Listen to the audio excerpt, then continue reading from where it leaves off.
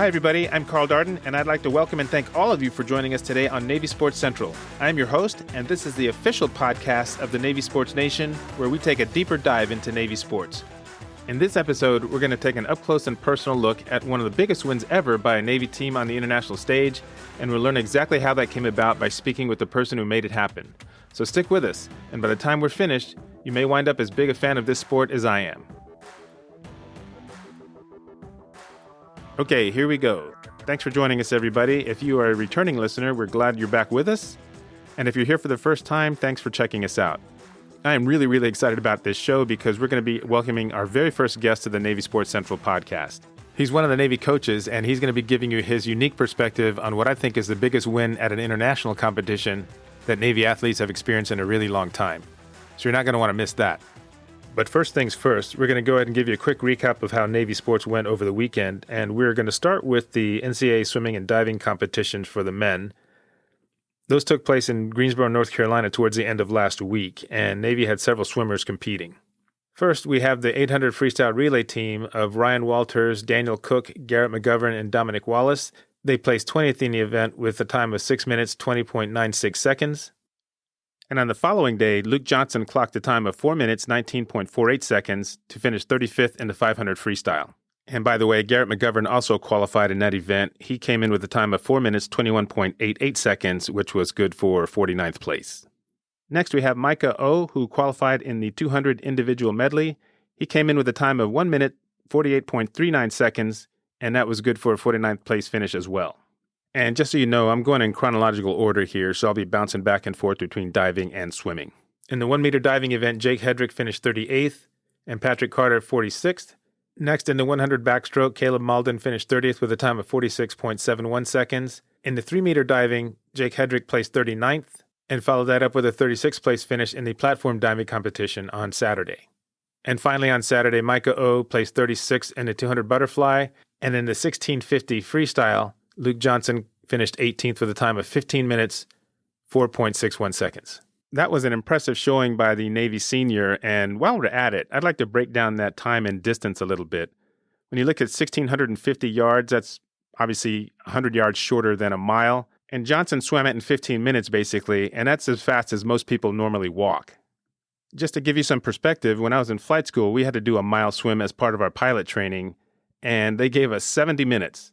I completed it in 68, and I was the second to the last guy out of the water, and I probably drank about half the pool. Okay, back to business. I did want to finish up by letting you know that the men's and women's swimming and diving teams will be competing in the Patriot League Championships April 21st through the 24th. Now let's continue running down the rest of the sports, and we'll start with women's volleyball. They are led by Captain Maddie Scatoni and went 2-1 over the weekend, including a big win over American University. The Mids beat them in straight sets, which is the first time that's happened since 1987. All right, now it's time to take a quick look at tennis. The men's team is still undefeated. They shut out Loyola 7-0, and they are led by Andrew Tan, who plays number 1 singles. The Navy women's team dropped a close one to Richmond 4-3, but they are still looking good with a 2-1 record. Those two teams always play each other tough, and this time it just came down to one singles match where the Mids just couldn't quite pull it out. The outdoor track and field season also kicked off this past weekend, with the Mids having a very strong showing at their spring invitational. Clayton Thompson ran the 110-meter hurdles in 14 seconds flat, which qualifies as the second best time in Navy history. Audrey Fernandez hit a triple jump of 39 feet 5 inches, which qualifies as 5th best overall in the Navy record books. And by the way, both teams qualified a total of 38 athletes for their respective conference championships. Now, as we move on to soccer, both the men's and women's teams won by identical 1-0 scores. The men defeated Bucknell on a goal by David Jackson. He scored in the 33rd minute of the first half, and the Mids made that stand up. The women needed overtime to take down Loyola, but they got the job done in the 94th minute on a nice header by Caitlin Duran after the Greyhound goalie was caught out of position. Okay, moving on to Navy baseball, the Mids extended their winning streak to 19 games over 2 seasons by way of a 7-1 win over Bucknell in the first game of a doubleheader. The Bison did win that second game to end the winning streak, but get a load of what happened in the third game of the series, which was played on Sunday. Bucknell was up 9-5 going into the bottom of the 8th inning, and Navy scored 10 runs to close them out. Bucknell did pick up one more run, but the final score was 15-10. And finally, we're down to men's and women's lacrosse. Let's go ahead and take a look at the men first. They moved to 3-0 overall and 1-0 in Patriot League play by beating Bucknell 13-10. The Mids used a 6-goal outburst in the third quarter to pull away in that game. Jack Sweeney had a hat trick, and Pat Skalniak had 2 goals and 4 assists for the Mids. And in what was probably the most important game of the weekend, at least as far as I'm concerned, the Navy women's lacrosse team came from behind and earned a big-time win over Army 13-12, and it was not easy. This game was on ESPN Plus, and I started watching it on Saturday before I had to go out and run a couple of errands. When I left, the Mids were up 7-3, and I figured they had things under control. And then when I came back, it was about maybe 16 minutes to go in the game, and they were down by 12-10. I tell you, I just about had a stroke when I saw that score. But that was right about the time that Navy's defense really clamped things down, and it was really impressive to watch Navy goalkeeper Joe Torres in the cage. I mean, she came up big time and again in the second half, just when the Black Knights looked like they were going to pull away, and several of those shots that she stopped were from point-blank range. Then, with just under 11 minutes to go, Navy captain Marina Lazaridis came through with a goal to cut the lead to 1. Ellie Lecker followed that up with another goal less than 5 minutes later, and then finally Nicole Victory came through with the eventual game winner with less than 4 minutes to go. So Navy gets the all-important win in the star match, and I will say that Army's program has come a long way since they first started. They've only had lacrosse there for about 5 or 6 years. I think their first year in competition was at the club level in about 2015 or 2016, and Coach Kristen Skyra has really got them playing well. And here's something else worth noting. Coach Skyra used to be an assistant here at Navy under Coach Timshaw about 10 years ago. So it seems like Army's decided that if they want to either get a program up and running properly or take a current program and fix it, the best way to go about that is to hire a former Navy assistant. And I point you to Army head football coach Jeff Monken as Exhibit A. He was the slot-back coach at Navy under Coach Paul Johnson before following Johnson to Georgia Tech. Monken then went on to coach at Georgia Southern before arriving at West Point. So if you want to do something right, just hire a former Navy coach. It's that simple. Okay, that'll take care of our Navy sports recap for the weekend. We'll be back shortly with our deep dive segment.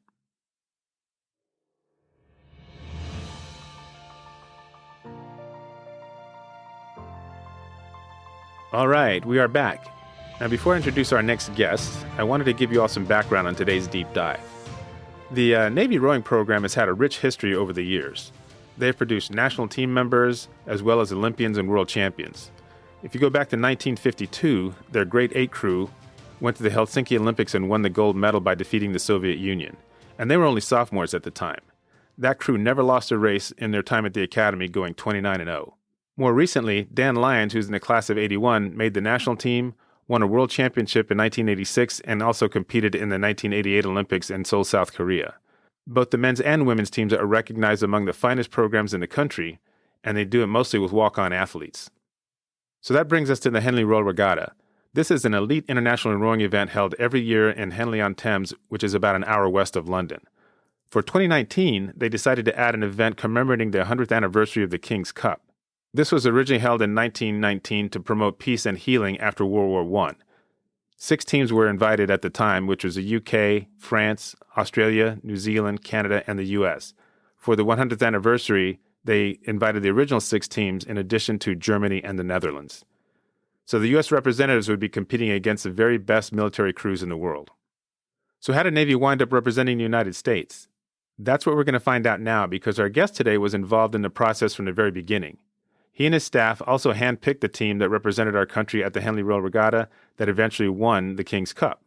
He was the captain of the Rutgers rowing team as a senior and a member of the U.S. national team for 2 years, placing 5th in the lightweight fours at the Nations Cup in Milan, Italy. Then he returned to Rutgers to coach the lightweight team, earning a number 1 national ranking in 2000, and this crew also competed at the Henley Royal Regatta. He has been at the Naval Academy since 2001 and has coached the heavyweight crew since 2012. He has mentored several rowers who have gone on to make the under-23 U.S. national team, and the Naval Academy rowing program continues to thrive under his direction. So we are very pleased to have Coach Rob Friedrich join us today on the Navy Sports Central podcast. Hey, Coach Friedrich, thanks for being with us today. We're really glad to have you join us on the show. Thanks for having me.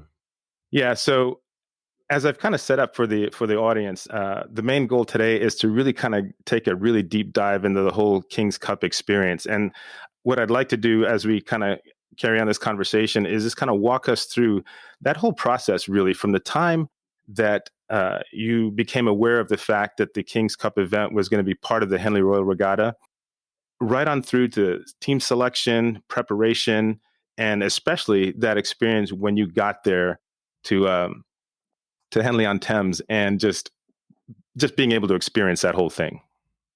Yeah, well, it started off spring of 2018. I was just approached on the phone, a call from England with this idea. They hadn't had anything solidified yet, but they knew the 100th anniversary of the King's Cup was coming up. They knew they wanted to do something. They weren't sure the scope of it or how many countries that they could get back to Henley in a military event.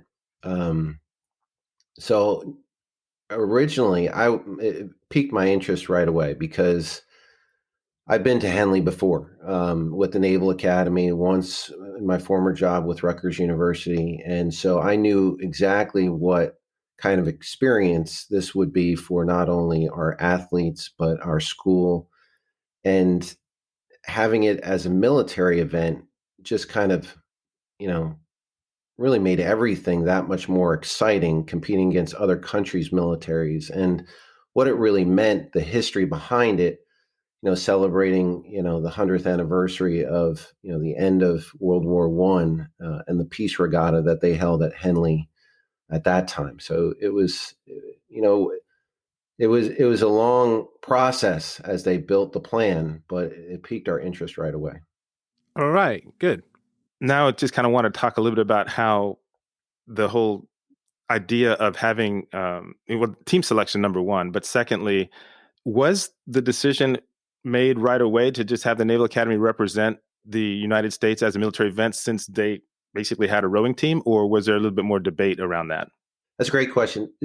Henley reached out, and Chris Hartley was the main organizer, and he pretty much did everything. And we owe him a lot of gratitude to setting this whole thing up. And he reached out to myself, and I believe he reached out to the West Point coach, the Army rowing coach at the U.S. Military Academy, to see if we were interested, because he wasn't sure exactly how many countries he could bring over there and want to participate in this type of regatta.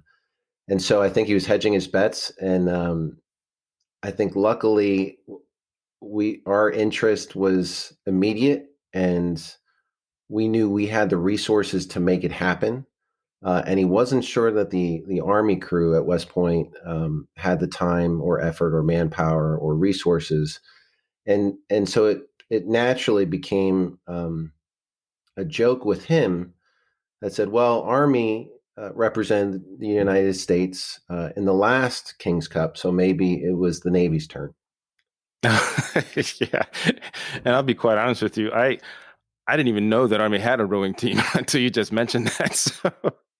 But it is. It is. They have a club rowing team. It's not a varsity sport like it is at the Naval Academy. We have a tradition. We just celebrated our 150th anniversary of rowing at the Naval Academy, and so the Army crew has got a great club program. I mean, they are fantastic.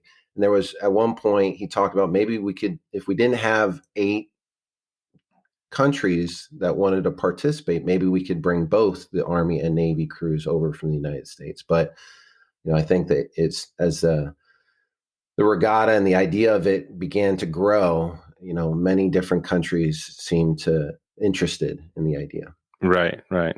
All right, cool. So one of the things that I picked up on when I was watching the videos is the fact that they were mixed crews, right? And I thought that was a great innovation. I thought it was really cool. So what I was interested in finding out from you is, how did the fact that there were mixed crews affect how you practiced? I'm sure one of the key things is having everybody learn how to row with each other. So now you're working with, obviously you coach the heavyweight team, but you're dealing with your lightweight team and also your women's team to select those folks. How did that process go? Sure. Yeah. Just the decision of having mixed crews was one of surprise from us. That wasn't originally what had been planned for the King's Cup. But when you thought about it, and since the Peace Regatta 100 years ago, having women now in the military, it all made sense, right? And so once we knew that that's exactly what they had planned for the King's Cup, we decided to make this an entire boathouse event. So include our lightweight men's program, our heavyweight men's program, and our women, and to take as many athletes over there for the experience. And so the head coaches of all our three programs at Hubbard Hall, the Navy Boathouse, came together and we basically picked what we thought were the best athletes that could represent us overseas in general. And so it became, we were able to bring 2/8 worth of athletes, including coxswains, that's 18 people.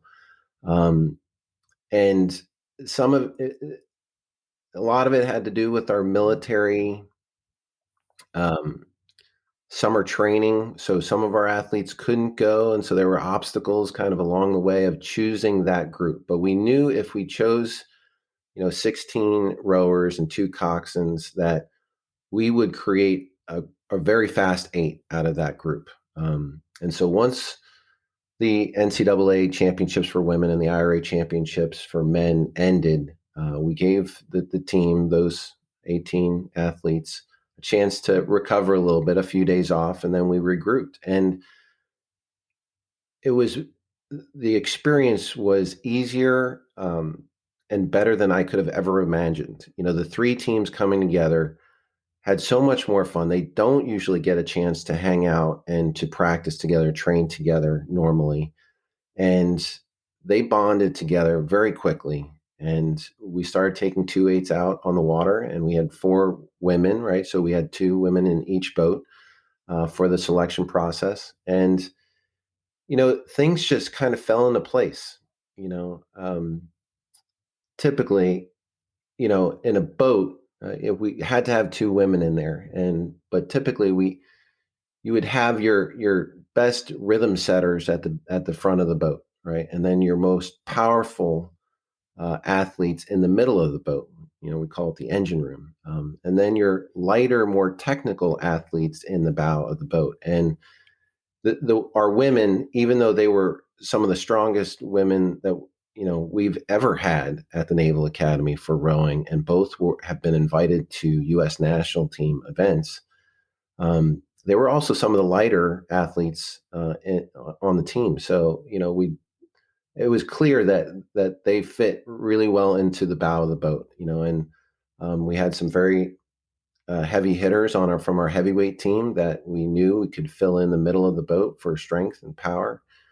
And it just worked out that 2 of our lightweights that were great rhythm setters and great leaders fit well together and worked with everyone to form the stern pair of the boat, which led the crew, all the way, over to England and down the race course. So, as far as selection goes, it was fairly easy. The biggest question I get, about the King's Cup is, how do you combine the technique of women rowing with men? It's not that hard. Rowing is rowing, and our women specifically, the women we had in the boat, and all the women that made the trip with us were exceptional, and could fit into the boat with the men, no problem, row as long as the men did, which was a big question, and were as fired up and as intense as any of the men were for this event. Right. Yeah. You can kind of see that too. I remember when I was watching the video, just at the very beginning, how they're just kind of firing each other up and, patting each other on the back and everything, just kind of getting ready to go. That was really kind of cool to see. Okay, we're going to take a quick break now. When we return, we'll continue our conversation with Rob Friedrich, the head coach of the Navy rowing team.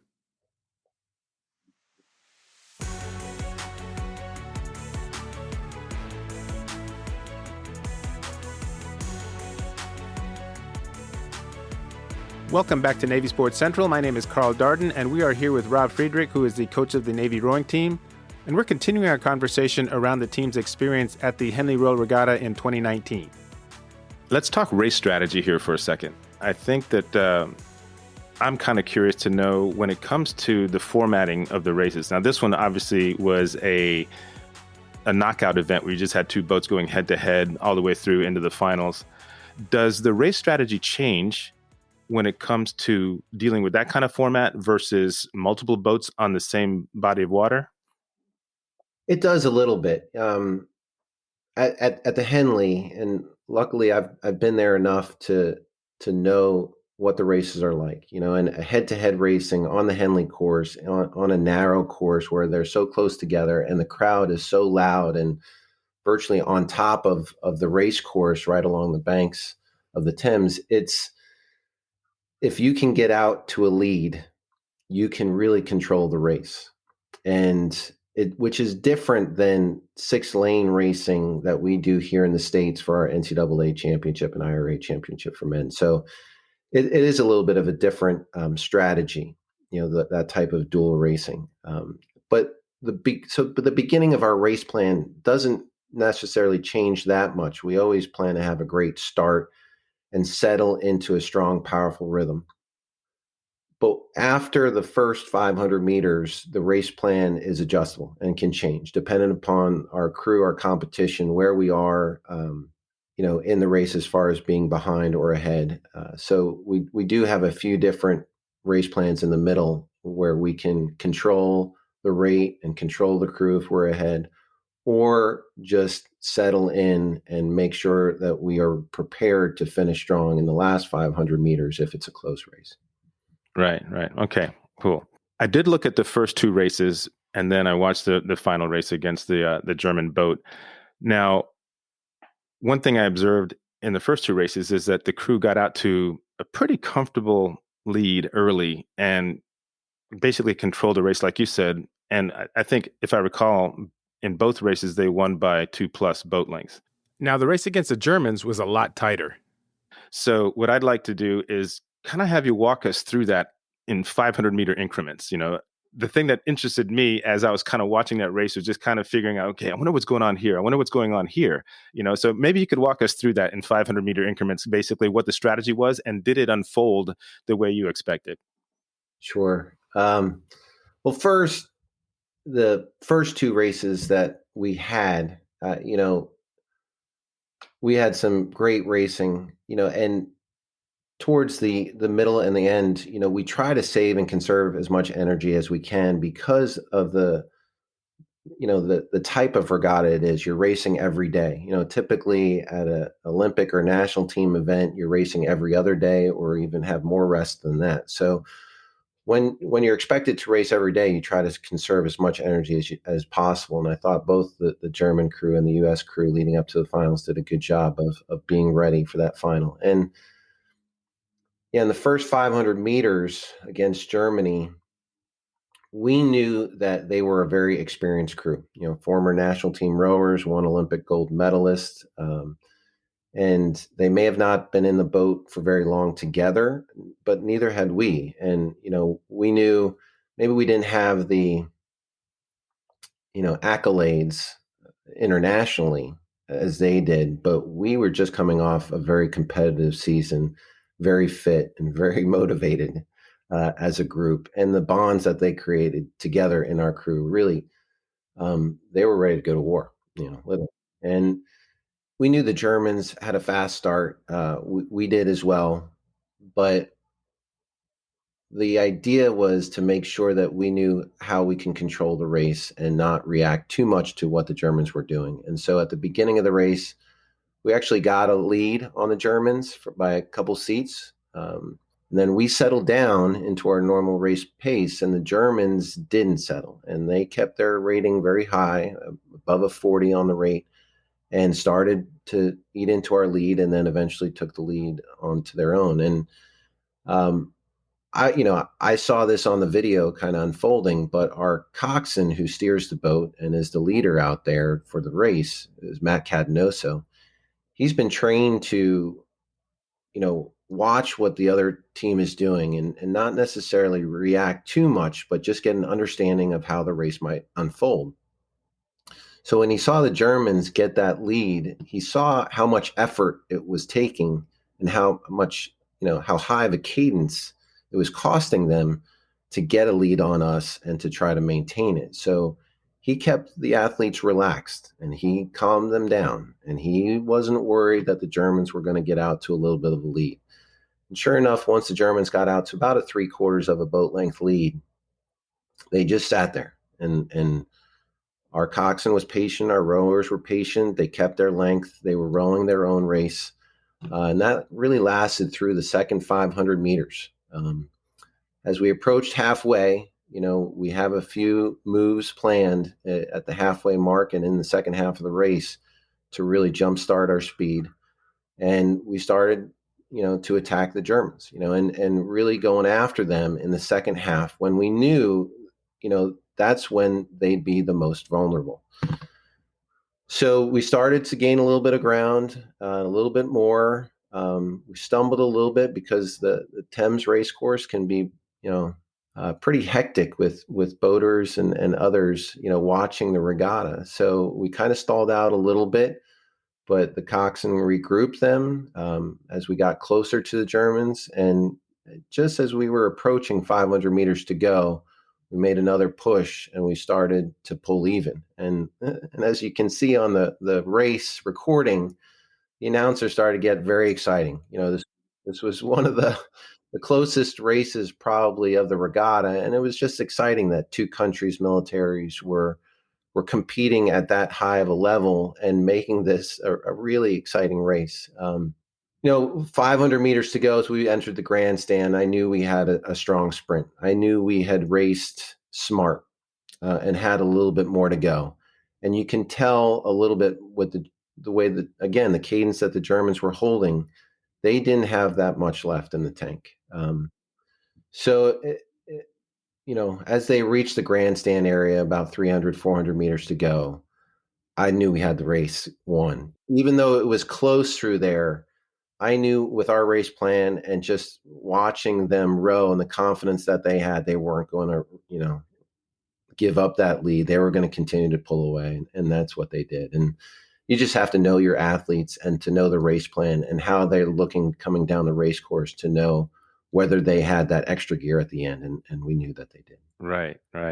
Yeah, it's pretty cool. And to your point around the announcers getting really excited, yeah, that was totally evident, especially those last 200 to 300 meters, because they could see, Overlord getting that nose in front there and just slowly increasing, and them wondering out loud, okay, do the Germans have enough to come back? And they'd actually made a point of, as you know, mentioning the conditioning of the Navy team. So they felt like that was a big difference maker. So now I want to kind of walk into an area that I basically stumbled upon when I was writing the blog article last year. And in talking with my classmates, Scott Gordon and Tom Callahan, I was getting a sense. I mean, I felt like they still were really connected to the program, Scott in particular. And I kind of started thinking about how the relationships that athletes build with each other. And I just was thinking, I said, it must be different for rowers because, they, in a football team, you got a quarterback, you got a defensive end, you got an offensive guard, whatever. They all have different jobs, right? And certainly if they all do their jobs the best, the outcome is usually pretty good. With rowing, as obviously, they are trained to do the exact same thing. And I just kind of thought out loud to myself that, maybe that makes things a little bit different with them. And I kind of started getting on this whole subject of, what it means to be able to just get in sync like that and to be able to be together, mind and body, that sort of thing. And I actually got a response back from Dan Lyons on that whole thing. And he mentioned this whole concept of swing, which, was a new term to me, obviously being a novice when it comes to rowing. And I wanted to have you kind of go into that a little bit. What does it mean? Can you physically see it? And what does it feel like when you're a member of a team that hits that zone, so to speak? Yeah, sure. It's well, first, Scott Gordon's definitely one of our biggest fans, and he's been amazing through this whole process and supporting the program. And Dan Lyons, as you said, is one of our most accomplished rowers, rowing in the Olympics after he graduated from the Naval Academy. And they know the bonds that are created at Hubbard Hall. And like you said, rowers, it is a different sport. Everything has to be done together and for each other. And boat cannot win a race if one person's having a bad day or if they're off the rhythm and not doing things together. So they go through a lot together, and makes our sport a little bit unique in that respect. And those bonds kind of carry over after college and after racing. But that mention of swing that you described, it's hard to attain. And I'll be honest, I'm not sure all of our crews at the Naval Academy have necessarily felt, that swing, which is kind of the perfect stroke where all 8 rowers are working together and going fast and making it feel and look easy. That's really the definition of it. And it's spiritual in a way when people talk about it, because it's 8 rowers rowing together in unity, and it's effortless, and you're still going fast. And it's something that not every rower has attained or felt, I don't think. And you know th- this crew, I think it's hard in a race like at the King's Cup to determine whether they had the right swing. And when you're put in under so much pressure in a situation like that, um, it I don't think swing ever comes into their mind. It's just the burn of their legs and in their lungs, and it's just effort that is going beyond what they think they can do, and really focusing on each other, and just exhausting everything that they have. But I think they have reached the point where in the practice leading up to the King's Cup, they'd come in from a practice on the Henley course, or from the Naval Academy when we were training together, or at the Eton race course where we were training briefly before we moved over to Henley over in England, where they came off the water and they're like, "Coach, that was amazing. That was awesome." And so that's when like they've kind of reached that point of swing where it's something that they'll never forget, and it's something that not all rowers feel. And it's great. I'm sure it's hard. It's hard to find when you just throw a boat together of great athletes, to find that cohesiveness, to meld together in that way. But these athletes were special. That's for sure. All right. Yeah. Yeah. I'm glad that you're able to share that, because that's something that I made a point of writing down. I said, I definitely want to get his take on this, because it's something that's fascinated me ever since I first heard about it. Okay. So we're kind of coming to the close here, but I wanted to know from your perspective, and granted, the pandemic really kind of messed things up a little bit, but when it comes to what that victory at the King's Cup meant to the program, and what it means for the future of the program. What can you tell us about that? I mean, do you anticipate Navy being invited to more international events once things settle down?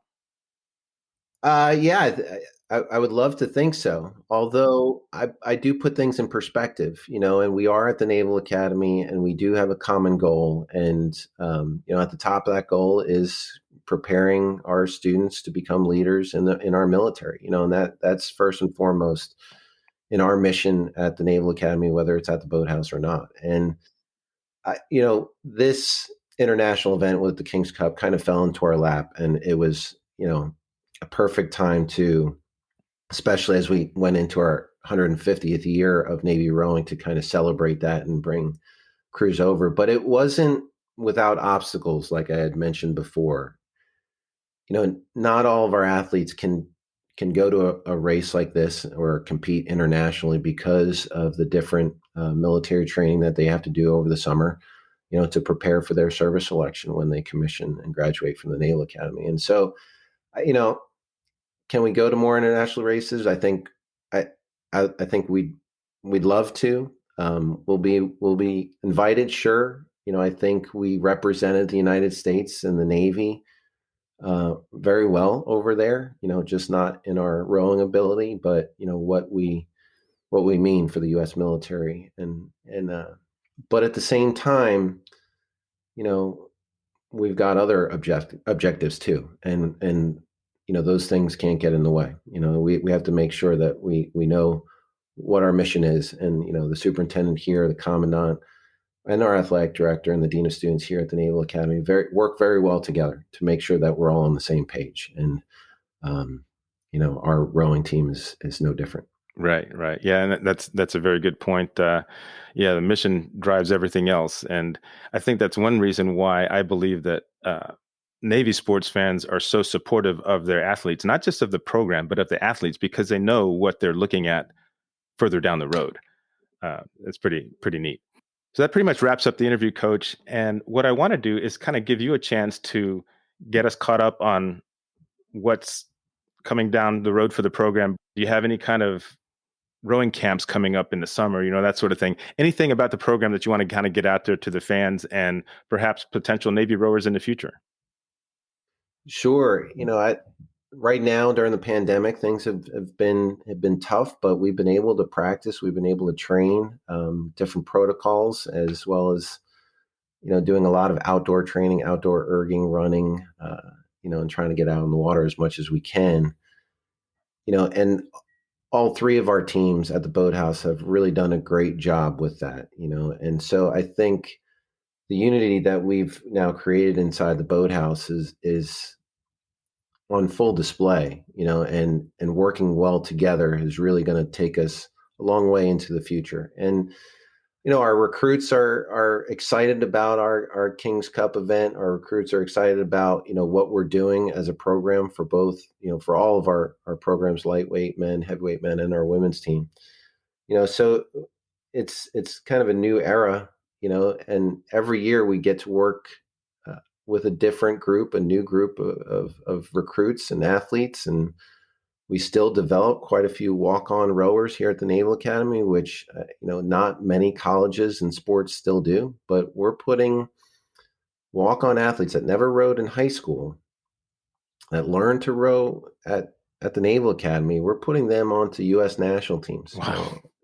That's lightweight, heavyweight, and women, all three of our programs. Ed King was a lightweight rower that was in the Rio Olympics, and he had never rowed before he got to the academy. And we have multiple athletes going to the U23 national team every summer, that are coming out of our program. So we're proud of what we're doing. And I think the recruits, we have a specific type of recruit, and they're all in, with the military side and what we do at the boathouse. And we do things maybe a little bit differently, but we're proud of that. And we are not like every other program or every other school, but we get to compete with the best in the country, and we're, on the men's side, we're top 10, and our women are making the NCAA championships, winning Patriot League championships every year. So we're competitive regardless of our situation, and we make the best of it. But yeah, we do have some Navy camps as well during the summer. It was canceled last year. We usually have overnight camps for high school athletes. This year, it's only day camps, and you can kind of research us online if you want to learn how to row, or if you're a high school oarsman that is just looking for a camp and want to learn more about the Naval Academy. So that's definitely an option out there for those high school athletes. All right. Great stuff. Well, listen, Coach, thank you so much for being with us. It's been a pleasure talking with you and learning more about the Navy rowing program. And I'm hopeful that this won't be the last of our conversations, because I know as we kind of start heading into the fall season, hopefully we'll have this COVID stuff way in our rearview mirror, and there'll be an opportunity maybe to connect with you again to kind of talk about what you're looking at in the fall season. That'd be great. Thank you for having me. All right. Take care, Coach. Bye-bye. Okay, let's go ahead and take a quick breather. When we come back, we'll get into our question of the day and then take a look and see how our two athletes on the midwatch are doing.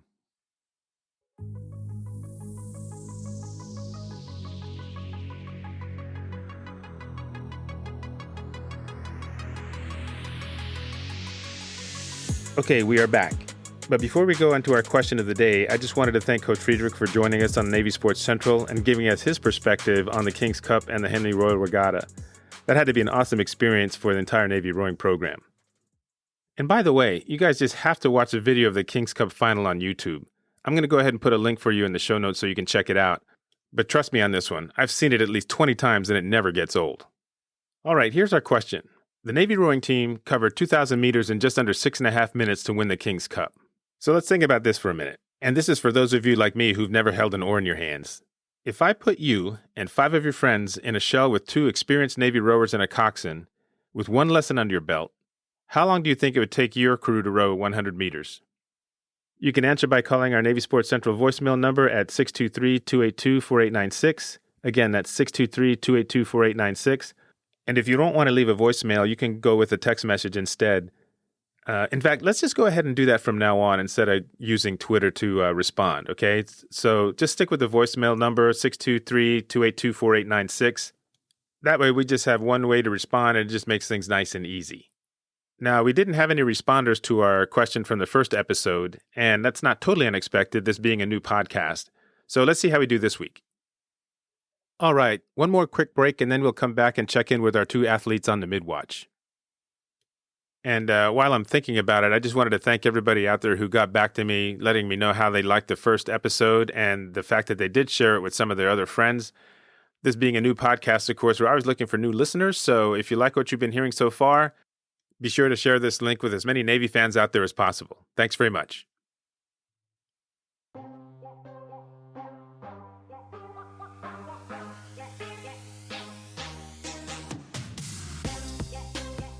Okay, it's time to check in with our midwatch athletes. You guys will remember from our last episode that we're going to be focusing on Charlie Connolly, who is a pitcher for the Navy baseball team, and Nicole Victory, who is an attacker for the women's lacrosse team.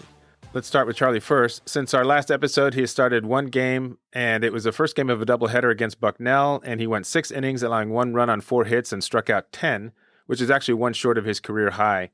Charlie is 3-0 on the year, and his ERA has dropped down to 1.93, and the opposing batters are only managing to hit about 196 against him. Now we'll take a look and see how Nicole Victory did. She just turned in a terrific performance against Army. Nicole had 5 points to tie for the team lead with Ellie Lecker. She had 3 goals, including the game winner, and a couple of really, really nice assists. As I mentioned earlier in the podcast, Nicole scored the eventual winning goal with less than 4 minutes to go in the game, and it was a really crazy shot. She took it from the left side and bounced it past the goalie, and it hit, after it came off the ground, it hit the right pipe and then bounced up and hit the crossbar before landing behind her. So it was really funny to watch the response because it took a second for the mids to realize that it was actually a goal. Now in the season, Victory is the team leader in points with 20, and she's second in goals with 13, which is 1 behind Ellie Lecker. And Victory is also very accurate too. She's getting 80% of her shots on goal and converting on about 2/3 of those. So both of our athletes on the midwatch continue to perform at a high level, and we'll keep the updates coming on them all the way through to the end of the season.